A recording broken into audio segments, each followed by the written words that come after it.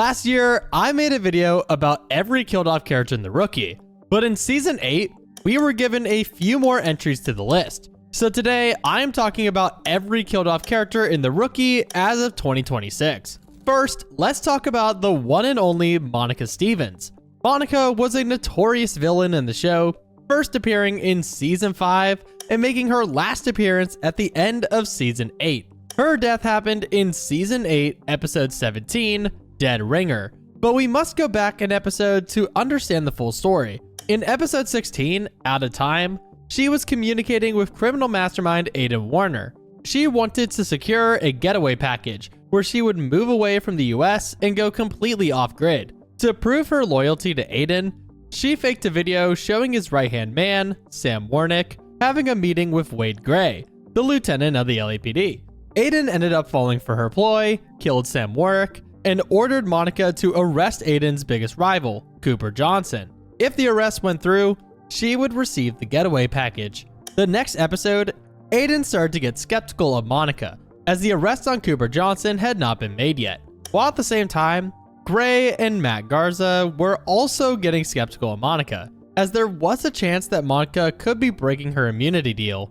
Monica met up with the FBI task force, asking them to gather intel on Cooper Johnson to make an arrest. They informed Monica that it would most likely take months, as Monica had no information on Cooper, and the FBI would have to build enough evidence to take it to court. Later that night, Aiden called Monica asking her to meet up. She informed Aiden that the arrest was in progress. Aiden still didn't trust Monica though, and tells her that she has 24 hours before Aiden rats out Monica to Cooper Johnson himself. The next day, Monica was truly boned. While trying to figure out what her plan was, the LAPD managed to find Monica's leverage that got her the deal to begin with. Right before she found out, she made a fake SWAT call on Cooper Johnson's house and immediately called Aiden for her getaway package. Aiden believes it at first and tells her the terminal and what time. Monica managed to escape from the LAPD and said her final goodbyes to Wesley, her ex-fiance. She ordered an Uber to take her to the airport and she was off. Sadly, or not sadly, Monica's Uber driver was one of Cooper's henchmen, who took her into a ditch and pulled a gun on her. Her final words? Not the face.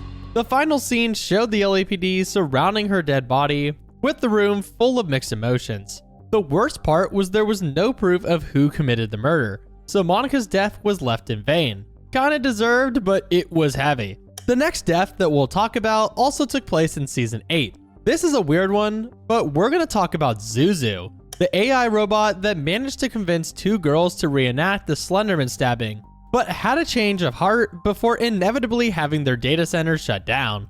They first appeared in Season 7, Episode 10, Chaos Agent. 3 girls were brought into the ER, all with stab wounds across their bodies. 2 of them, Ava and Charlotte, were stable with minor injuries, while the other one, Grace, was in critical condition. The 2 girls were interviewed where the story was explained. They went off into the woods to find a deer that Grace had seen earlier in the woods, but was confronted by a tall, white masked man wearing a mask and trench coat who started screaming and stabbing Grace. The issue with the story? The explanations between Ava and Charlotte were almost verbatim to one another. This gave the police probable cause to search their devices, which led them to chat logs between Ava, Charlotte, and a chatbot named Zuzu.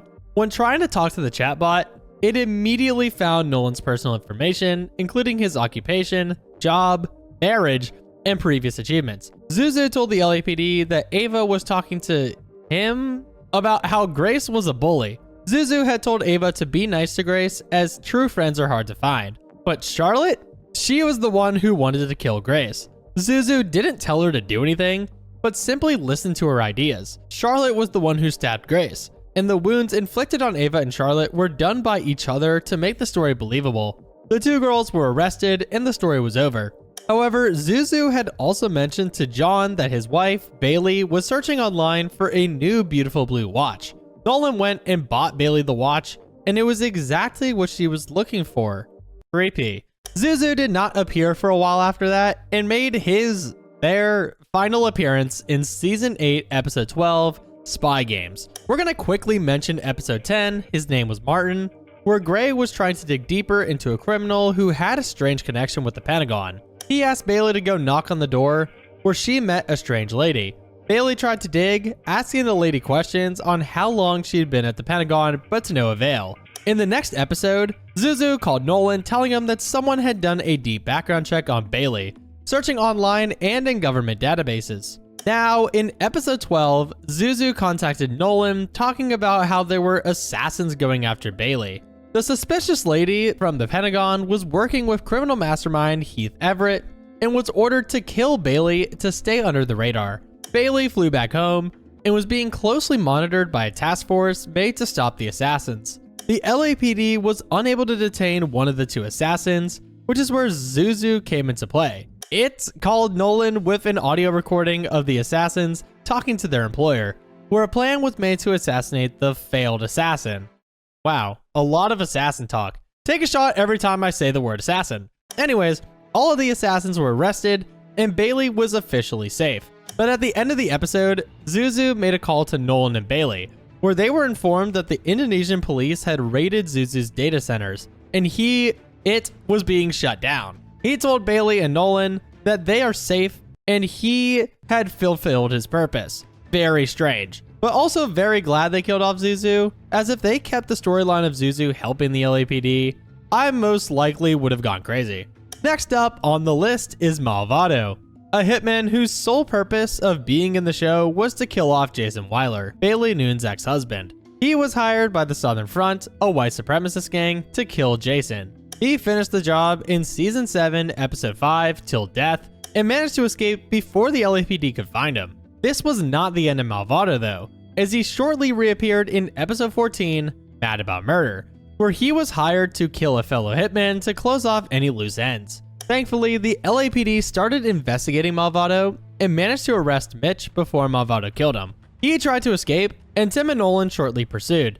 Malvado had managed to neutralize both Tim and Nolan, and as he's about to escape, Lopez showed up with a gun pointed directly at him. Malvado tried to pull out his pistol, but Lopez shot and ended up killing Malvado. While not a super important character in the show, it was still the death of a character who had shown up as an antagonist in several episodes. Now we could talk about Jason Wiler himself, as he died only a few episodes before Malvado. Jason Wiler was introduced as Bailey's husband all the way back in Season 4, Episode 10, Heartbeat.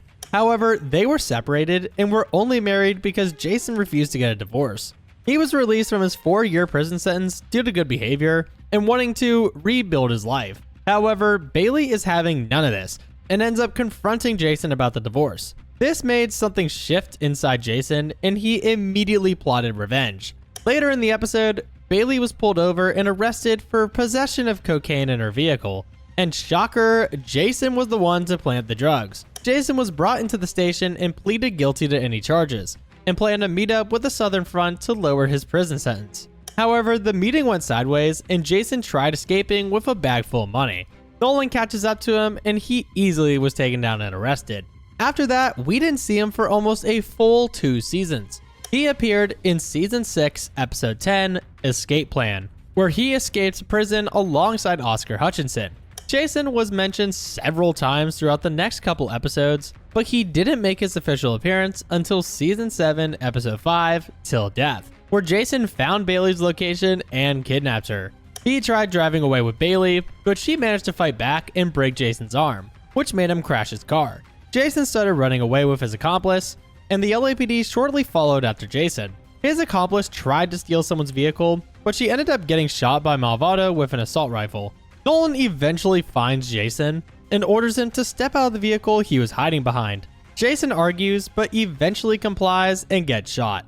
He died almost immediately, and Malvado escaped without any trace. Bailey ended up making a full recovery, and the episode ends with Nolan finding Bailey's burner phone. Turns out Bailey was talking to Malvado, giving him information on Jason's whereabouts. Damn. Now we can talk about the biggest villain in the entire show, Rosalind Dyer. Rosalind was an integral part of the show, first appearing all the way back in Season 2, Episode 10, The Dark Side. She was a serial killer whose kills were in the double digits. She agrees to show the LAPD the rest of her bodies, but as long as she was able to come with. She spent her time reliving her murders and ended up taking a liking to Nolan.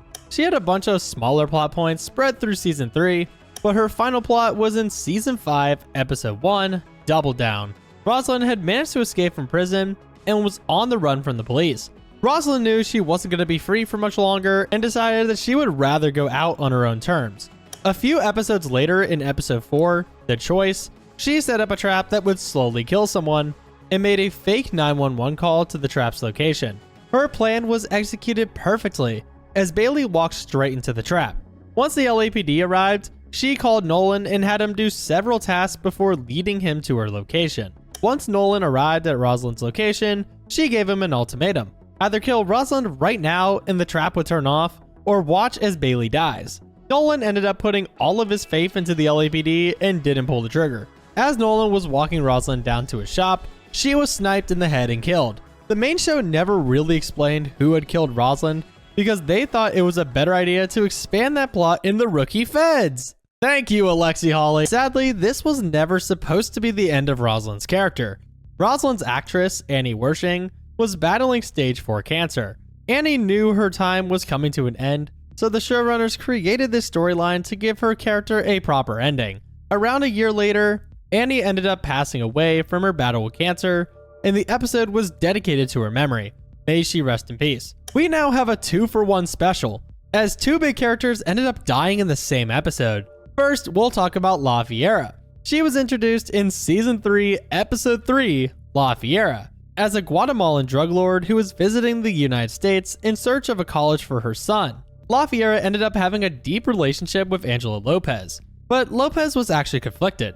They both shared a bond with each other due to their motherhood and La Fiera's passion towards her son, but she would kill anyone who stood in her way. That relationship did not last very long though, as in episode 12, Braveheart, her son Diego was shot and killed by a rival cartel. La Fiera's only anchor to the world was her son, and now with that gone, all hell was going to break loose. And just to add salt to the wound, Lopez confronted La Fiera in a jail cell and told her it was her fault that Diego had died. It technically was, but damn, you didn't have to go so hard. Then in the finale episode, Threshold, Lopez was kidnapped from her own wedding by La Fiera. The show was left on a cliffhanger until the season 4 premiere a year later. She was being taken to Guatemala, where she would be kept alive until she gave birth to her child. The LAPD, with help from Wesley Evers' communication with Elijah Stone, found La Fiera's location and came to save her.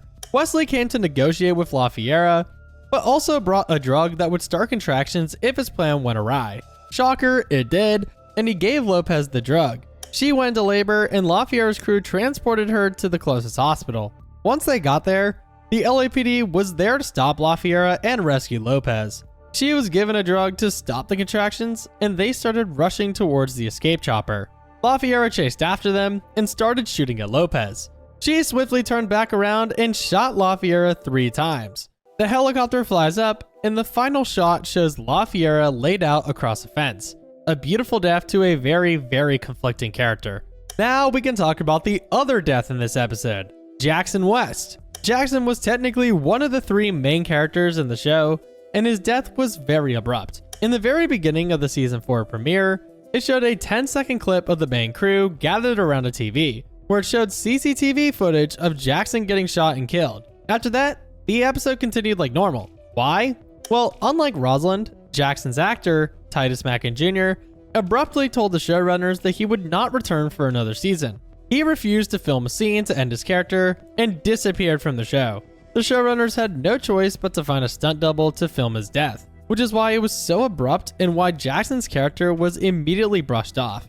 Definitely the strangest death in the entire show. We can now talk about one of the most controversial deaths in the entire show, which was Nick Armstrong. Armstrong was a detective for the LAPD, and he was treated completely normally for the majority of season 2. However, in the final episodes, Nolan had discovered that Nick was actually coordinating with the Dyer family, which was an aggressive mob organization. When Nolan found out, he tried to gather evidence without Armstrong knowing, which failed. Armstrong called Nolan over to his house, where he revealed that he had hidden evidence inside of Nolan's house for the police to find. Nolan was able to bag it up and hide the evidence before a warrant was made for his arrest. Nolan knew he was innocent, but both Nick and the Dyer family were telling the LAPD that Nolan was dirty. To try to prove Nolan's innocence, he planned to meet up with the Dyer family, where he would try to gather evidence to prove his innocence. His plan didn't work though, and he woke up in an open parking lot with Nick Armstrong pointing a gun at him. However, Nick never got the last laugh, as the Dyer family wanted to get rid of Armstrong and Nolan due to their troubles. They ended up shooting and killing Armstrong, but Nolan managed to take down the family and arrest them. This was a very strange death, as Nick Armstrong originally was a beloved character in the show. Now for the first ever death in The Rookie. And of course, that death was Captain Zoe Anderson. She first appeared in the pilot episode of the show and was immediately a fan favorite. Her character was nice and the fanbase immediately was attached. But in Season 1, Episode 16, Greenlight, Nolan ended up being greenlit by the Southern Front, the same white supremacist gang that hired Malvado 6 seasons later. Nolan had responded to a call about a fight and accidentally ripped the leader's girlfriend's dress open. He sent the green light out on Nolan and was immediately shot at. Nolan survived the shooting and managed to come back into work the day after. Anderson was doing a ride-along with Nolan when they received a burglary call. They showed up to the scene where Cole Midas and his crew were waiting for him. They knocked out Nolan and Anderson, and they woke up later tied up to a chair. Anderson started antagonizing Cole, which pissed him off. He kicked Anderson into the pool behind her and continued to torture Nolan.